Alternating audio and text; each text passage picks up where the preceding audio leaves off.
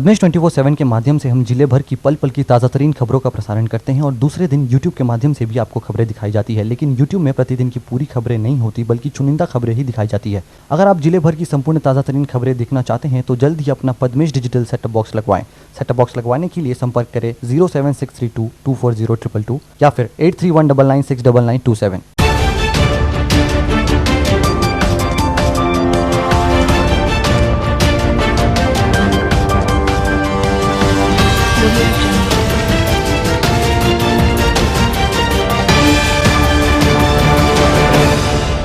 नमस्कार, पद्मेश 24/7 में आपका स्वागत है। मैं हूं अर्चना मिश्रा।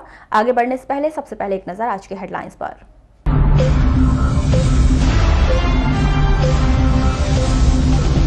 बालाघाट से होकर जाएगा नेशनल हाईवे नंबर 543, केंद्र सरकार ने जारी किया बजट।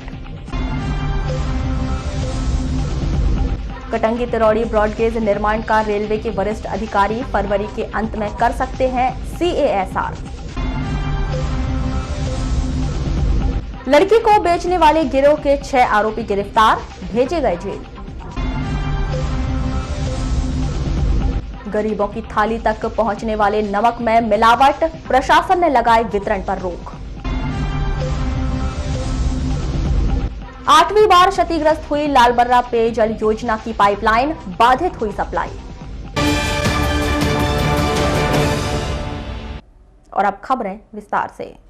बालाघाट जिले के रास्ते नया नेशनल हाईवे 543 मार्ग बनाने की प्रक्रिया का रोड मैप लगभग तैयार कर लिया गया है। योजना के अनुसार यह नेशनल हाईवे शहडोल के रास्ते डिंडोरी मंडला होते हुए नैनपुर से लामता, मगरदर्रा से लालबर्रा के कौड़िया मोहगा होते हुए बेहरई, मांजापुर से गर्रा के रास्ते किरनापुर के होते हुए महाराष्ट्र को जोड़ जाएगा। यह नेशनल हाईवे 2 वे व 4 लेन का होगा।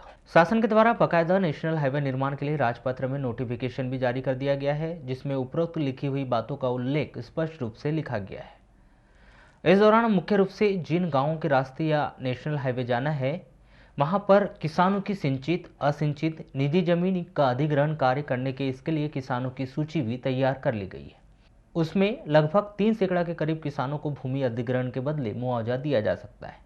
यही नहीं, NH 543 के निर्माण कार्य के लिए डिंडोरी से मंडला दूरी 91 किलोमीटर 200 करोड़ 30 लाख रुपए और मंडला से बालाघाट दूरी 41 किलोमीटर 100 करोड़ 50 लाख रुपए स्वीकृत कर दी गए हैं। आपको बता दें कि नैनपुर बालाघाट मार्ग पहले ही NHI को हस्तांतरित किया जा चुका है, जिसके बाद लामता मगरदर्रा तक सड़क निर्माण के लिए बहुत अधिक परेशानी की जरूरत नहीं होगी। रही बात किसानों की, तो भूमि अधिग्रहण की प्रक्रिया में नियम के अनुसार सब कुछ तय समय के अनुसार चला तो 6 महीने से अधिक का वक्त भी लग सकता है। शहर के गुजरी बाजार में नगर पालिका के द्वारा लाखों रुपए खर्च करके बनाई गई दुकानों का आधा आवंटन किया गया और आधी दुकान वैसे ही छोड़ दी गई। नतीजा, वर्षों से बाजार सड़क पर लग रहा है और लोगों को आवागमन की परेशानी हो रही है।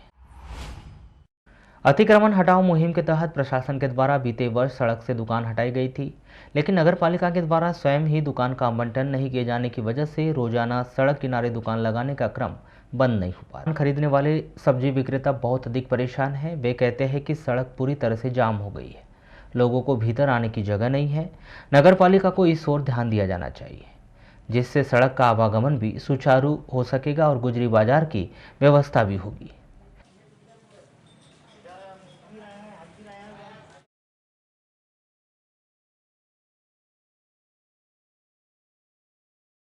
ये लोगों को आधी दुकान मिली, आधे लोगों को नहीं मिली। ये आधी पूरा खाली, ये कब्जा करके रखे लोगों ने, पेटी रखे और खाली जगह में शटर वटर लगा लिए और मनमानी कर रहे, रोड पे अतिक्रमण कर लिए। ये सब हटाएंगे तो बाहर के लोग अंदर आके व्यवस्था हो जाएगी, बढ़िया बैठने के लिए हो जाएगी। वाले का धंधा ही नहीं हो रहा, चुपचाप बैठे हुए हैं। आप तो देखते पूरा अंदर सुन सपाट रहता है और बाहर रोड पे आने जाने की जगह नहीं है। अतिक्रमण कितना फैला हुआ है, इनको सबको अंदर लाएंगे तो पूरी पर जगह हो जाएगी। जो अंदर के लोग हैं, अंदर के जो लोग हैं ये सब बाहर बैठ रहे और यहाँ बाजार नहीं चल रहा है, बाजार इसलिए नहीं चल रहा है। पूरी यहाँ की जो दुकानें सब रोड में लग रही, रोड पार्किंग पूरी बंद हो गई है।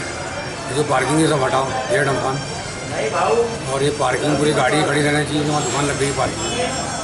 और समस्या ये हो रही है, ये अब ग्राहक आएगा कहाँ से, दुकान पूरी रोड में लग गई। और दूसरी बात, आईटीआई के माध्यम से 1 वर्षीय और 2 वर्षीय प्रशिक्षण प्राप्त करने वाले जिले के सैकड़ों छात्रों को कोरोना की वजह से बहुत अधिक परेशानी का सामना करना पड़ा है। इस कारण उनकी परीक्षा जुलाई 2020 के स्थान पर फरवरी 2021 में आयोजित की जा रही है। शासकीय आईटीआई बूडी के अधिकारियों से मिल रही जानकारी के अनुसार यह परीक्षाएं 7 माह देरी से हो रही है। इस बीच फरवरी माह की 6 तारीख से चरणबद्ध रूप में सभी ट्रेडों की परीक्षाएं आयोजित की जा रही है। उम्मीद यही लगाई जा रही है कि फरवरी के अंत तक सभी ट्रेडों की परीक्षाएं पूर्ण हो जाएगी। जैसा कि ज्ञात है, नवंबर में हमारे यहाँ आईटीआई में ईडी का एग्ज़ाम और प्रैक्टिकल एग्ज़ाम संपन्न हो चुका है और एक डेट बताई गई थी कि जनवरी से फरवरी के बीच में ऑनलाइन एग्ज़ाम होने वाले हैं। तो चरणबद्ध तरीके से आईटीआई में एग्ज़ाम हो रहे हैं और निश्चित है कि 5 फरवरी से 6 फरवरी में मतलब फेज़ वाइज एग्ज़ाम हो रहे हैं और प्रत्येक फेज़ में पृथक पृथक ट्रेड लिए जा रहे हैं और निश्चित रूप से फरवरी के अंत तक एग्ज़ाम समाप्त हो जाएंगे। जिला खाद्य आपूर्ति विभाग के द्वारा जिले के तमाम राशन दुकानों में नमक के वितरण पर रोक लगा दी गई है। आपको बताएं कि शहर के विभिन्न राशन दुकानों में खाद्य आपूर्ति निगम के द्वारा उपलब्ध कराए गए नमक की गुणवत्ता बेहतर नहीं है, जिसकी शिकायत मिलने पर यह कदम उठाया गया है। लेकिन नमक वितरण पर रोक लगाने से गरीब तबके पर आर्थिक बोझ बढ़ना तय है, क्योंकि शासन के निर्देश के तहत राशन दुकानों में कार्ड धारकियों को 1 रुपये किलो में नमक आसानी से उपलब्ध हो जाता था। लेकिन नमक वितरण पर रोक लग जाने के कारण अब कार्डधारियों को बाजार से 20 रुपये किलो कीमत पर नमक लेने को मजबूर होना पड़ेगा, जिसके कारण उन पर अतिरिक्त बोझ आएगा।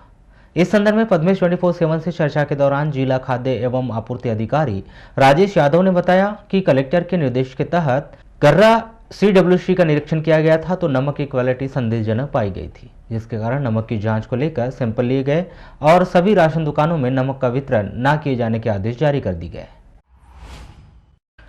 कोतवाली क्षेत्र में आने वाले समनापुर रोड ग्राम कुम्हारी में स्कूटी और मोटरसाइकिल आपस में टकराने से स्कूटी में सवार एक महिला, उसकी बेटी और अन्य मोटरसाइकिल में सवार एक व्यक्ति सहित 3 लोग घायल हो गए।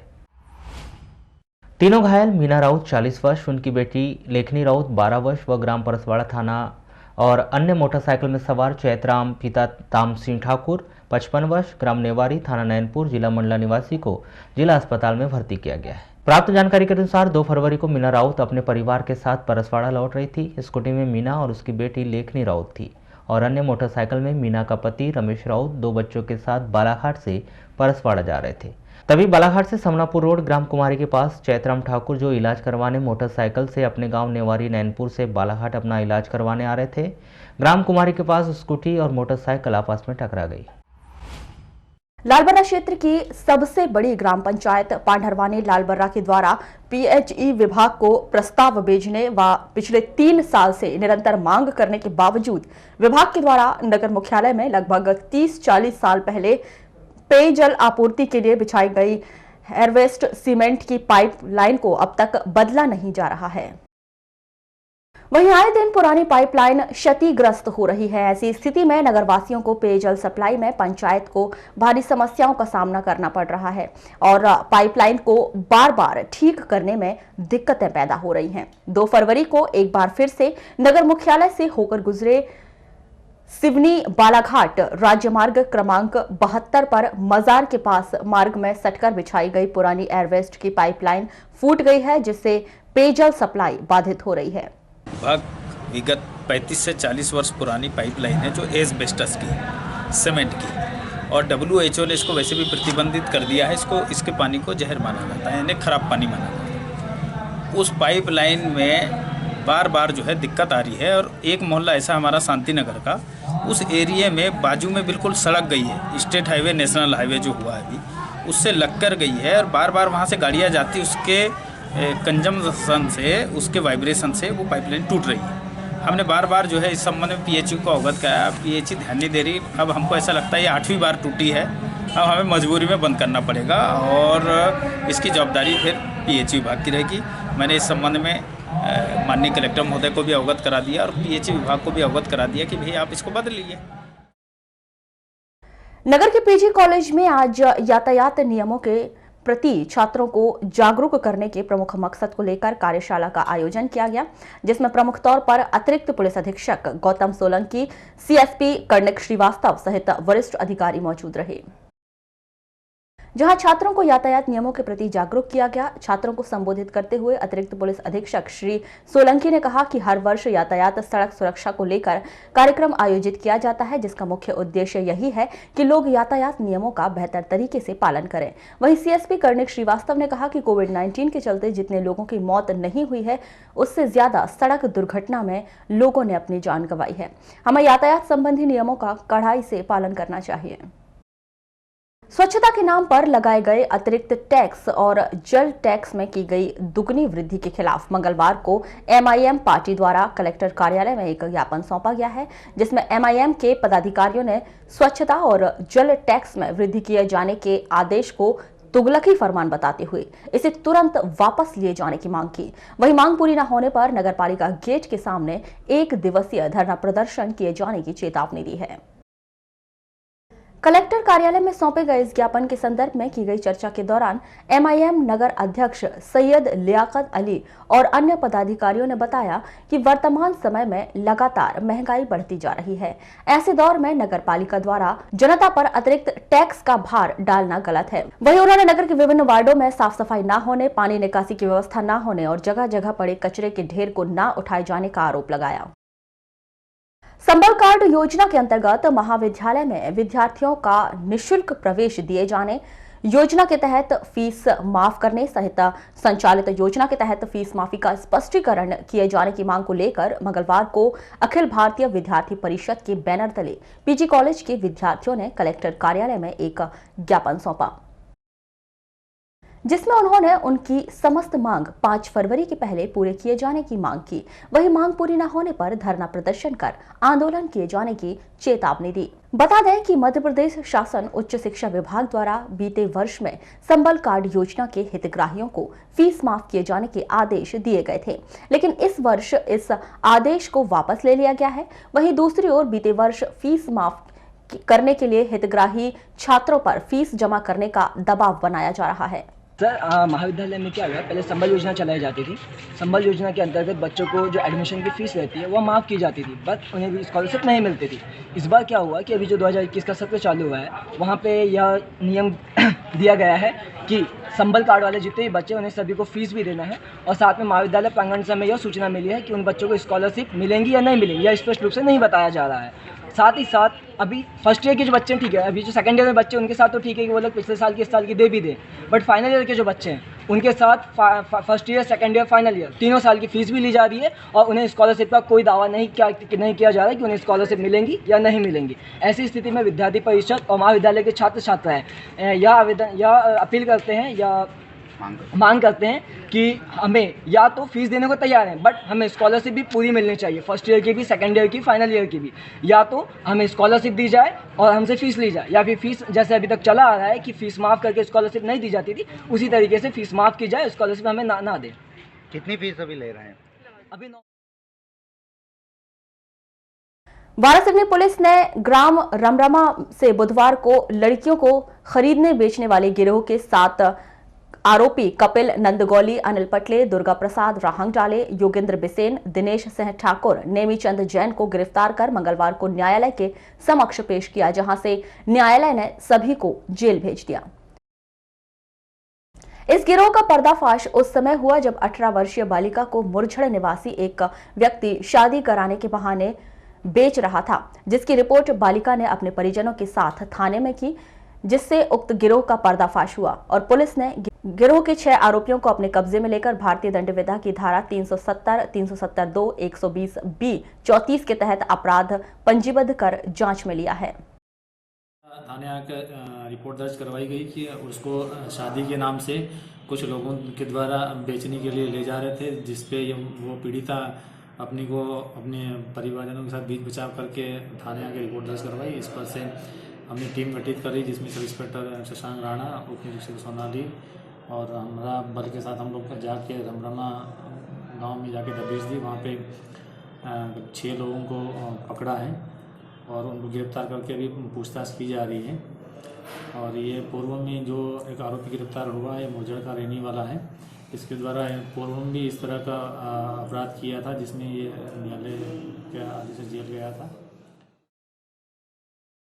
जिला मुख्यालय से लगे हुए कोसमी पंचायत निवासी एक परिजन अपने दिव्यांग बच्चे का आधार कार्ड बनाने के लिए शासकीय कार्यालयों के चक्कर लगा रहे हैं। दिव्यांग बच्चे के पिता विजेंद्र गोखले ने बताया कि उनका 8 वर्ष का पुत्र है जिसका आधार कार्ड नहीं बन पा रहा है। सभी आधार कार्ड सेंटर के कर्मचारी यही कहते हैं कि बच्चे का फिंगरप्रिंट नहीं मिल रहा है, इसीलिए आधार कार्ड नहीं बन पा रहा है। 4-5 बार शासन के पास गया लेकिन आधार कार्ड नहीं बन पा रहा है। जहाँ पे भी जाता हूँ केंद्र पर तो वो बोलते हैं आधार कार्ड नहीं बनेगा क्योंकि बच्चा सही ढंग से देखता नहीं है, विकलांग है, मानसिक और शारीरिक दोनों रूप से। बनाए में फिंगरप्रिंट से नहीं आता बोले तो नहीं बन पाएगा। कितने सालों से परेशान हैं आप? 8 साल से। 8 साल से परेशान हैं। अब तो अभी क्या लग रहा है कि यहाँ पर सुनवाई होगी आपकी भी? अब ये तो मालूम नहीं, लेकिन अपना एप्लीकेशन देने के लिए आया हूँ, सुनवाई हो या ना हो, क्योंकि पंचायत वाले मुझे परेशान कर रहे हैं कि आप बच्चों का आधार कार्ड बनाओ या एक बैंक खाता खोलो जिससे बच्चों को जो शासन की तरफ से जो लाभ मिलता है वो मिल पाएगा। मुझे बच्चों को अभी तक कोई लाभ नहीं मिल पाया शासन की तरफ से। बीते कुछ दिनों से जिले के अलग अलग क्षेत्रों से किसान कलेक्ट्रेट कार्यालय शिकायत लेकर पहुंच रहे हैं कि उन्हें पीएम सम्मान निधि का लाभ नहीं मिल पा रहा है। इस विषय में पद्मेश न्यूज से चर्चा के दौरान कलेक्टर दीपक आर्य ने बताया कि मध्य प्रदेश के सर्वाधिक किसान बालाघाट जिले में किसान पीएम सम्मान निधि के लिए पंजीकृत किए गए हैं, जिनकी संख्या 2,59,000 है। कलेक्टर श्री आर्य ने किसानों से अपील की है कि ऐसे किसान जिनके दस्तावेज में कुछ दिक्कत आ रही है वे स्वयं सोमवार को गुरुवार को पटवारी कार्यालय पहुंचकर या फिर तहसील कार्यालय पहुंचकर अपने दस्तावेज की जांच करवा लें। बालाघाट जिला मध्य प्रदेश में अग्रणी जिला है। बालाघाट जिले में 2,59,000 कृषकों को प्रधानमंत्री किसान योजना के अंतर्गत लाभ मिल रहा है, जो कि मध्य प्रदेश में सर्वाधिक है। लेकिन जो भी छूटे हुए हैं उन सभी से अनुरोध है, कृपया वह स्वयं एक बार बाहर निकल करके आएँ। अपने जो दस्तावेज उसमें मांगे गए हैं वह दस्तावेज अपने पटवारी को, जो कि सोमवार को और गुरुवार को आपके मुख्यालय पर बैठते हैं, उनको ज़रूर दें। यदि वहाँ से कार्रवाई नहीं होती है तो कृपया जिला कार्यालय में, तहसील कार्यालय में आकर सूचित करें और सभी जितना जल्दी आएंगे उतना जल्दी लाभ हम लोगों को दे पाएंगे। बालाघाट जिले से सीधे नागपुर को जोड़ने वाली बहुप्रतीक्षित कटंगी तिरौड़ी ब्रॉडगेज लाइन का निर्माण कार्य इन दिनों अपने अंतिम चरण में चल रहा है। निर्माण कार्य में लगे अधिकारियों से मिली जानकारी के अनुसार फरवरी माह के अंत तक ट्रैक का CSSR हो जाएगा। निर्माण कार्य में लगे अधिकारियों से मिली जानकारी के अनुसार कटंगी तिरौड़ी ब्रॉडगेज का कार्य अपने अंतिम चरण पर चल रहा है। फरवरी माह के अंत तक रेलवे के वरिष्ठ अधिकारियों द्वारा इस ट्रैक का अंतिम निरीक्षण किए जाने की योजना बनाई गई है। उसी के आधार पर इन दिनों निर्माण कार्य चल रहा है। बता दें कि कटंगी से तिरौड़ी 16 किलोमीटर के बाद लगभग 1 दर्जन से अधिक छोटे और बड़े पुल निर्माण कार्य करवाए गए हैं। इस दौरान एकमात्र हॉल्ट स्टेशन पोनिया बनाया गया है। बता दें कि तिरौड़ी से नागपुर के बीच बीते कई वर्षों से ट्रेन का संचालन हो रहा है। ऐसे में कटंगी तिरौड़ी ब्रॉडगेज का निर्माण कार्य पूरा होते ही बालाघाट वारासिवनी कटंगी तिरौड़ी के रास्ते नागपुर ट्रेन का सीधे संचालन शुरू होने की उम्मीद लगाई जा रही है। कटंगी थाना क्षेत्र के ग्राम चौखंडी में इसी ग्राम की 19 वर्षीय लड़की ने अपने घर में फांसी लगाकर आत्महत्या कर ली। मृतिका प्रीति पिता हरचंद पटले 19 वर्ष की लाश उसके घर से बरामद की गई। जानकारी के मुताबिक प्रीति बीकॉम प्रथम वर्ष की छात्रा थी। 2 फरवरी को प्रीति ने अपने घर में अपनी चुनरी बांधकर फांसी लगा ली। प्रीति के घर में दिखाई नहीं देने पर उसकी मां ने खोज खबर ली तो प्रीति चुनरी के बने फंदे से फांसी पर लटकी हुई थी। बुलेटिन के अंत में एक बार फिर नजर डालते हैं आज के हेडलाइंस पर।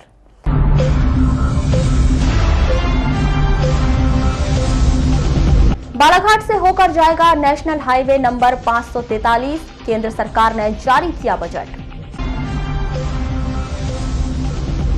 कटंगी तिरौड़ी ब्रॉडगेज निर्माण का रेलवे के वरिष्ठ अधिकारी फरवरी के अंत में कर सकते हैं CASR। लड़की को बेचने वाले गिरोह के 6 आरोपी गिरफ्तार, भेजे गए जेल। गरीबों की थाली तक पहुंचने वाले नमक में मिलावट, प्रशासन ने लगाए वितरण पर रोक। 8वीं बार क्षतिग्रस्त हुई लालबर्रा पेयजल योजना की पाइपलाइन, बाधित हुई सप्लाई। तो ये थी अभी तक की खास खबरें। अगले न्यूज बुलेटिन के साथ फिर मुलाकात होगी, तब तक के लिए नमस्कार।